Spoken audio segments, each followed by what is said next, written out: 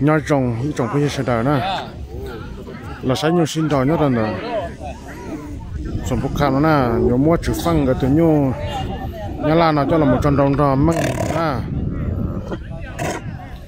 chỉ sẽ nhận đầu đi chả nó như nào trở lại hả sai nè tụi nó chữ phăng cái tụi nhiều nhà là nè tụi cho nó thì bên ngoài nè còn trò măng lì tụi cút chơi nó chỉ sẽ nhận đầu đi chả đó tiền đâu xứ đó, đâu mua đó. Đâu có xứ đi ơi. Ăn cho này cứ để chờ. Ô.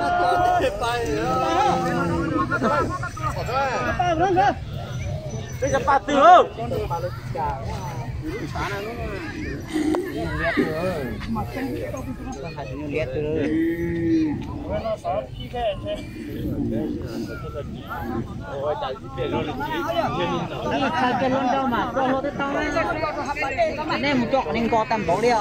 Chị nè, chú kia đó nè, sẽ用trả nè.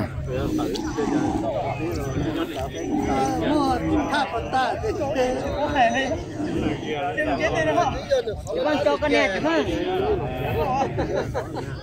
cho con nè như vậy chứ không á. Xa thì chuẩn trâu xuất xứ nè. Thì mang lì tụi nó cút chờ thương cầu đi nữa.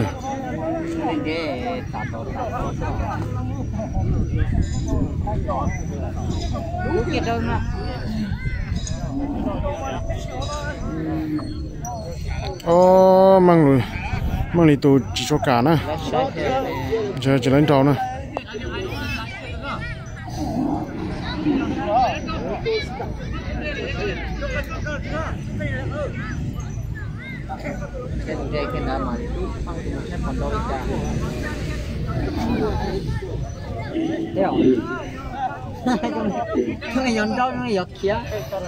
Chín trâu nữa nè. Cho đi cha là do mà trâu đua nè. Chín trâu là cho cha.